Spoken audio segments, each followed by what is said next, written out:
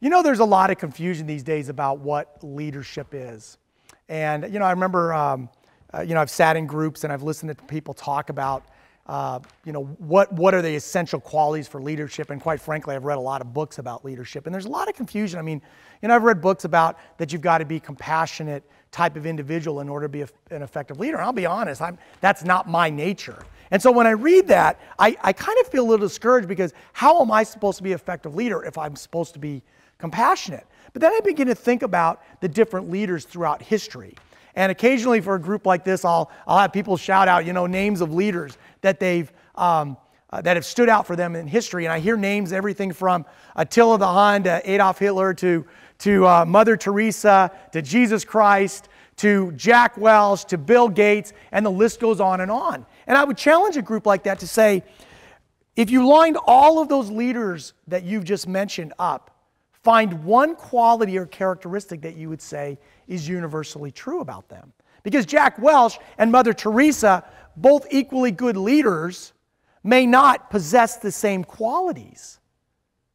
And so I would contend that leadership becomes a very complicated thing for us. And most people can't really effectively describe what is leadership, let alone do it.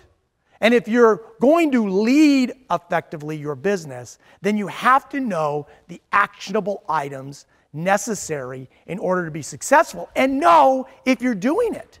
I heard a joke one time that says, how do you know if you're a good leader? Well, you look behind you, and if there's nobody there, then you're not leading because there's nobody there.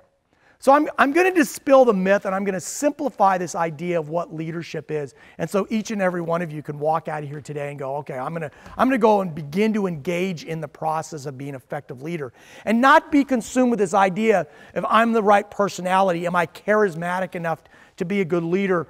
Am I smart enough? Do I have enough experience to be a good leader? Because I'm going to tell you that none of those things matter when it comes to being a good leader. What really matters is this. Do you have a vision? That's it. Do you have a vision that matters? Now, how you discover the vision matters is you got to test it within yourself and test it around with the people around you. When you define it and you share it, if it matters, they'll get interested. If it matters to you, you'll get interested. You'll begin to become focused, maybe in a way that you've never been focused before. When you define a compelling vision for yourself and for your business, you find yourself at a level of commitment and willing to make decisions that you may have not been willing to make when you had a half-hearted vision or a lack of one altogether. See, oftentimes we waffle in our decision-making because we simply don't have something that's compelling us to say, no, I will not settle for anything other than this vision coming to pass. So number one activity for a leader is to define what your vision is. And then it has to pass what I call the goosebump test. You have to read it and you have to say, this is so important, I won't give up. See, Disney looked at his vision for his company and for Disneyland, and despite the fact that he filed bankruptcy 7 times, he never gave up. Why? Because the vision was so compelling for him, he couldn't give up. And quite frankly, Walt Disney was described as a tyrant. He wasn't very well liked by his employees, but he pushed everybody to be the best because he said, I won't settle for anything less than this vision coming to fulfillment. The other action with a leader is we have to be diligent, consistent, flexible, ritualistic, bullheaded about communicating our vision. Because we can't stand up in front of our group of people and say, here's my vision, everybody, go run with it.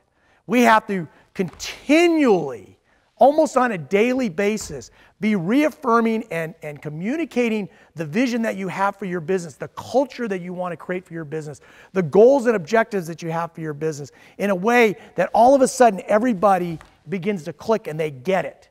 And once you've done that, once you have that compelling vision and you've been systematic and bullheaded, bulldog-minded about communicating it, then all of a sudden the evidence that your vision is taking hold is you have what we call an enthusiastic collective focus.